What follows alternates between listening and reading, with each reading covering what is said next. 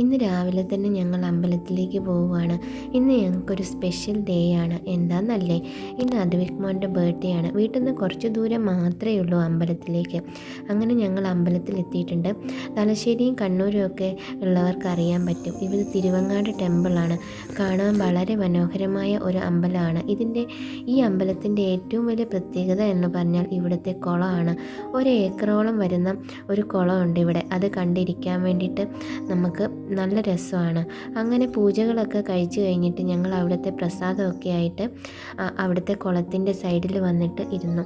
അവിടെ കുറേ മീനുകളുണ്ട്. അവർക്കെല്ലാം അദ്വിക്ക് ആ പ്രസാദം കൊടുക്കും. കാരണം അവർക്ക് വിശപ്പ് മാറട്ടെ എന്നാണ് അദ്വിക്ക് പറയുന്നത്. അതിൻ്റെ കൂടെ തന്നെ അദ്വിക്കും ആ അവലെല്ലാം കഴിക്കും. പിന്നെ കുറച്ച് നേരമൊക്കെ അവിടെ ഇരുന്ന് ഞങ്ങൾ പിന്നെ തിരിച്ചു വീട്ടിലേക്ക് തന്നെ വന്നു. വീട്ടിലെത്തിയപ്പോൾ അദ്വിക്ക് മോൻ കുറച്ച് അവൻ്റേതായ രീതിയിൽ കുറച്ച് ഫോട്ടോസൊക്കെ എടുത്തു. അത് കഴിഞ്ഞ് പിന്നെ ഉച്ചയായപ്പോൾ ഞങ്ങൾ വീണ്ടും പുറത്തേക്ക് പോയി. സ്നേഹക്കൂട് എന്ന് പറഞ്ഞൊരു സ്ഥലത്താണ് പോകുന്നത്. അതും നമ്മുടെ വീട്ടിൻ്റെ കുറച്ച് ദൂരം മാത്രമേ ഉള്ളൂ വീട്ടിൽ നിന്ന്. അവിടെ കുറേ അമ്മമ്മമാരുണ്ട്. അവരെ കാണാൻ വേണ്ടിയാണ് ഞങ്ങൾ പോകുന്നത്. ഞങ്ങൾ ഇടയ്ക്കൊക്കെ അവിടെ പോവാറുണ്ട്. അങ്ങനെ പോകുന്ന വഴിയിലൊക്കെ കുറച്ച് ബ്ലോക്കൊക്കെ ഉണ്ടായിരുന്നു. എന്നാലും അവർക്ക് വേണ്ടി ഞാൻ കുറച്ച് സീറ്റൊക്കെ വാങ്ങാമെന്ന് വിചാരിച്ചു. അങ്ങനെ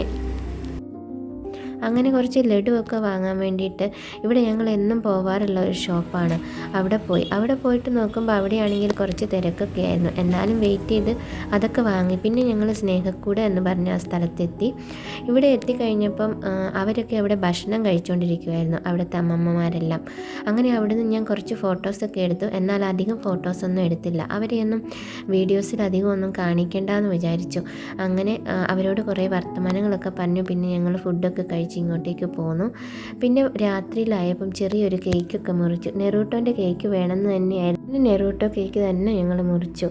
അദ്വിക്കിൻ്റെ ബർത്ത്ഡേ ഇഷ്ടമാകുന്നവർ ലൈക്ക് ചെയ്യാനും സബ്സ്ക്രൈബ് ചെയ്യാനും സപ്പോർട്ട് ചെയ്യാനും മറക്കല്ലേ.